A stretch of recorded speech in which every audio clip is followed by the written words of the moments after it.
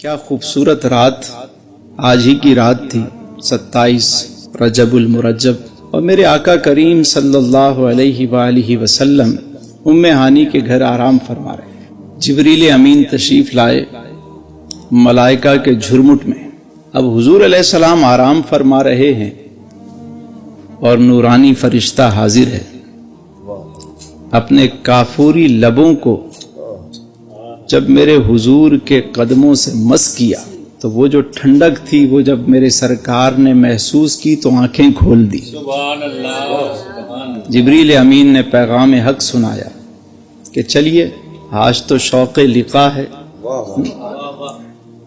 آج تو عطا ہی عطا ہے، چلیے حضور علیہ السلام کو لے کر آئے حرم میں، اور آپ علیہ الصلاۃ والسلام کا سینہ اقدس چاک کیا گیا۔ اب دیکھیے کہ جب ہمارے یہاں بھی کسی دولہا کو جب تیار کیا جاتا ہے کیا کیا جاتا ہے ہمارے یہاں تو وہ ایک طریقہ کار ہے کہ اپٹن لگائی جاتی ہے اور تیاری کی جاتی ہے، صحرا تیار ہو رہا ہوتا ہے، لیکن وہاں کیسے فرشتوں نے دولہا کو کیسے تیار کیا ہے کہ آپ علیہ الصلاۃ والسلام کا سینہ اقدس شق ہوا، شق صدر، حضور علیہ الصلاۃ والسلام کو جنتی لباس پہنایا گیا۔ پھر یہ ہوتا ہے کہ دولہا کی سواری بھی سب سے الگ ہوتی ہے، تو جبریل امین براق جنت سے لے کر آئے تھے، اس پہ میرے سرکار کو سوار کیا، دائیں بائیں فرشتے ہیں، اور یہ پورے پروٹوکول کے اندر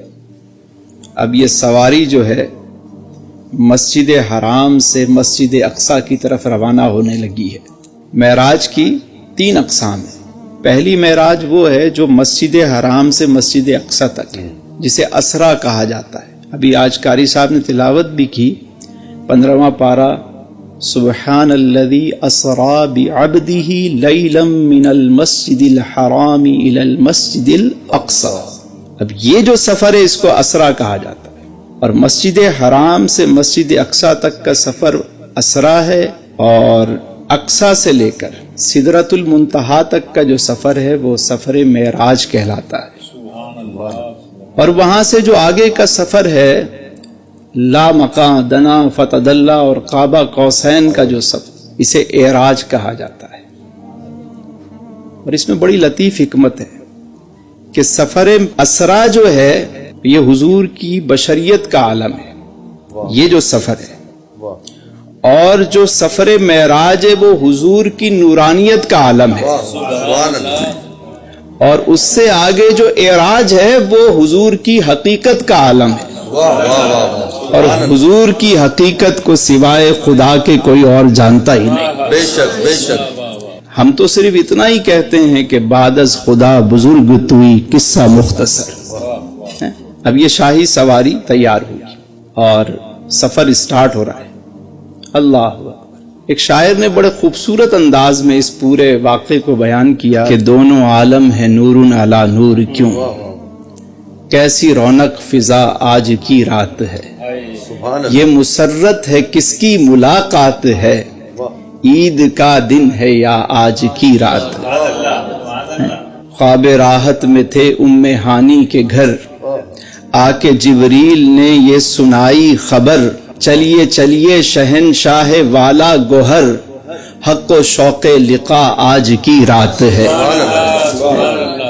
جذبہ حسن طلب ہر قدم ساتھ ہے، دائیں بائیں فرشتوں کی بارات ہے، سر پہ نورانی صحرے کی کیا بات ہے، شاہ دولہا بنا آج کی رات ہے، شاہ دولہا بنا، شاہ دولہا بنا، عطر رحمت فرشتے چھڑکتے چلے، جس کی خوشبو سے رستے مہکتے چلے، چاند تارے گلوں میں چمکنے لگے، کہکشاں زیر پا آج کی رات ہے۔ اب یہ سواری جو ہے یہ نورانی سواری پورے پروٹوکول کے ساتھ مسجد اقصی پہنچی، اور آپ کو پتہ ہے مسجد اقصی میں سارے انبیاء علیہم السلام جمع تھے، حضرت آدم علیہ السلام سے لے کر حضرت عیسیٰ علیہ السلام تک جتنے انبیاء علیہ السلام تھے سب سفارہ ہے، اور میرے سرکار نے امامت فرمائی. کیوں؟ اس میں راز کیا تھا؟ تاکہ آج دنیا کو پتہ لگ جائے کہ کون اول ہے اور کون آخر ہے. سبحان اللہ سبحان اللہ. یہ دیکھو کہ مصلی پہ کون کھڑا ہے.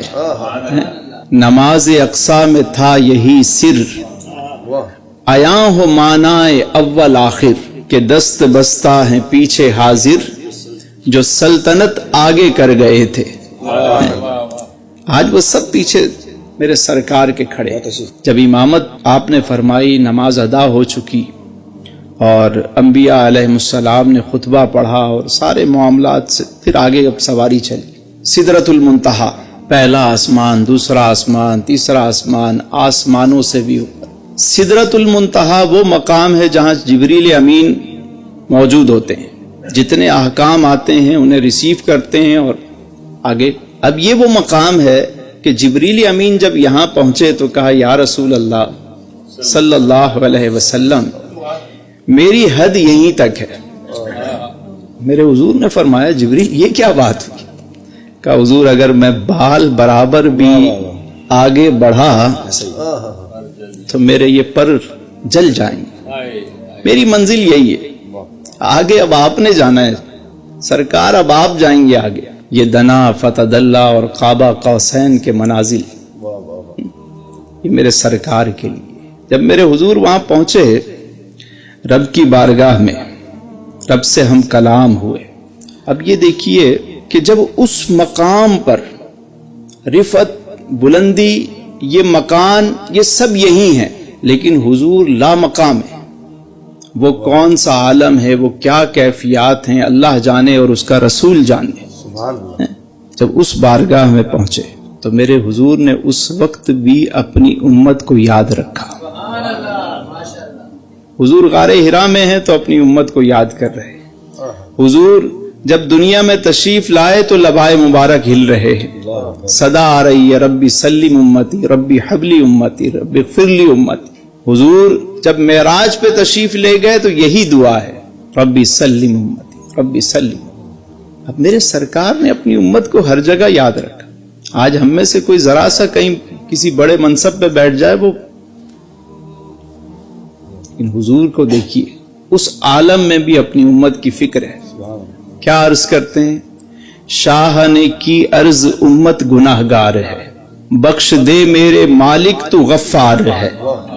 تجھ کو آسان ہے نہیں دشوار ہے، فکر روزے جزا آج کی رات ہے.